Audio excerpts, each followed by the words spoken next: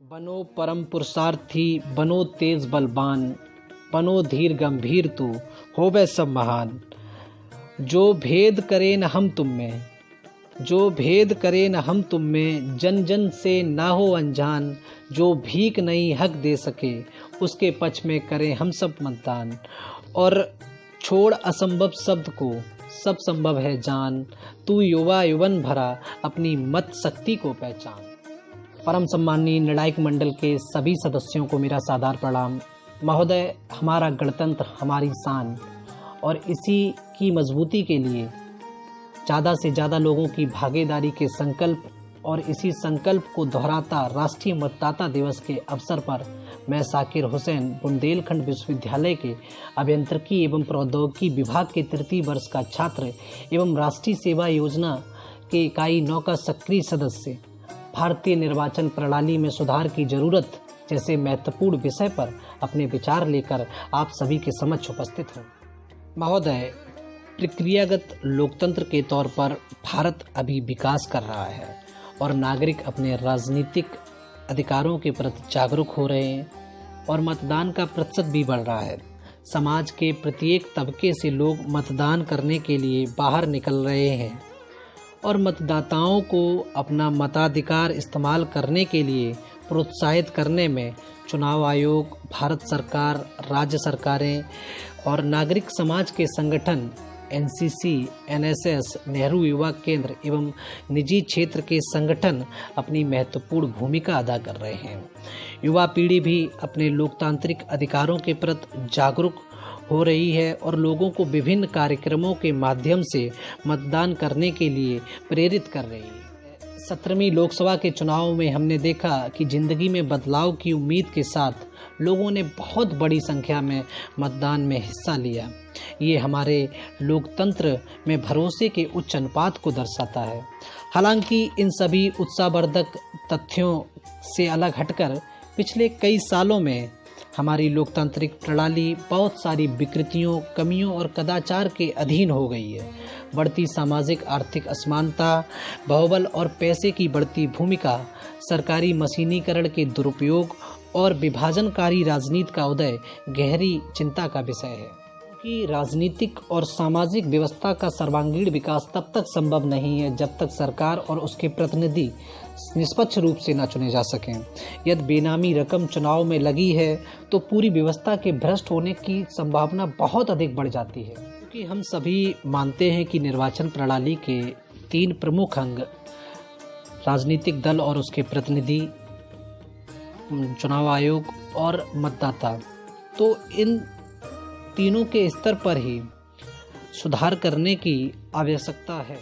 महोदय, यदि हम राजनीतिक दलों और उसके प्रतिनिधियों के स्तर पर सुधार की बात करें तो हम जानते हैं कि राजनीतिक दल जनता और सरकार के बीच पुल का काम करते हैं।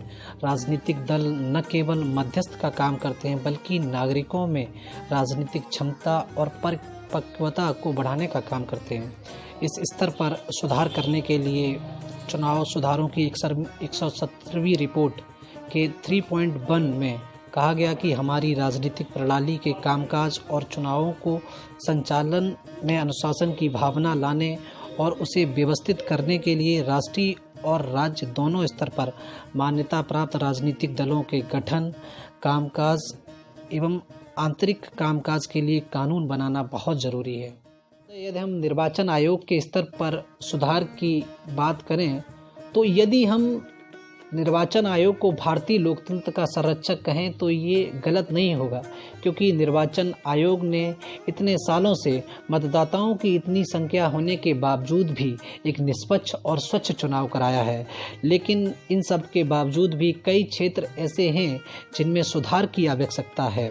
वो चाहे पार्टियों की वित्तीय खातों को ऑडिट करने से संबंधित हो या राजनीतिक झुकाव से भी निर्वाचन आयोग की शक्ति कम हुई है। अपराधियों को चुनाव लड़ने से रोकने में असफलता के कारण ही रहा कि एडीआर के अनुसार 17वीं लोकसभा में 539 सांसदों में से 233 सांसद ऐसे हैं जिन पर किसी न किसी तरह का अपराध है। महोदय, यदि हम मतदाताओं के स्तर पर सुधार की बात करें तो ये जानना बहुत महत्वपूर्ण हो जाता है, क्योंकि प्रजातंत्र में मतदान और मतदाता ही सर्वोपरि है। मतदाता ही प्रजातंत्र की धुरी है और मतदाता जैसा चाहे वैसा प्रजातंत्र को एक रूपरेखा प्रदान कर सकता है। लेकिन ये हमारा दुर्भाग्य रहा कि विगत वर्षों में लोगों ने वोट करने के लिए अपने आप को छोटे छोटे लाभ तक सीमित कर लिया, जिसका नतीजा ये रहा कि राजनीतिक पार्टियों ने छोटे छोटे लाभ प्रलोभन देकर मतदाताओं को अपनी ओर आकर्षित किया, जिससे राजनीति पूरी तरह व्यापार में बदलती जा रही है। मैं ये मानता हूँ कि निर्वाचन आयोग ने इस दिशा में सुधार करने के लिए बहुत महत्वपूर्ण कदम उठाए हैं, चाहे वो स्वीप का गठन हो, चाहे वो निर्वाचन साक्षरता क्लब का गठन हो, चाहे वो बूथ जागरूकता समूह का गठन हो, चाहे वो 360 डिग्री संचार का गठन हो। इन सभी के माध्यम से मतदाता अपने मताधिकार के प्रति जागरूक होकर एक निष्पक्ष एवं स्वच्छ चुनाव में अपनी भागीदारी कर सकें, दुनिया के सबसे बड़े लोकतंत्र पर में अपनी महत्वपूर्ण भूमिका अदा कर सकें। भारतीय निर्वाचन आयोग तथा देश के सभी मतदाताओं को पुनः राष्ट्रीय मतदाता दिवस की बधाई। और मैं ये उम्मीद करता हूं कि देश का हर नागरिक सजग होकर, जागरूक होकर और संविधान प्रदत्त अधिकारों का प्रयोग कर मतदान करे और औरों को भी मतदान करने के लिए प्रेरित करे तथा अपने प्रतिनिधि की सही परख कर वोट देकर देश के विकास में अपनी हिस्सेदारी को बढ़ाए। धन्यवाद। जय हिंद, जय भारत।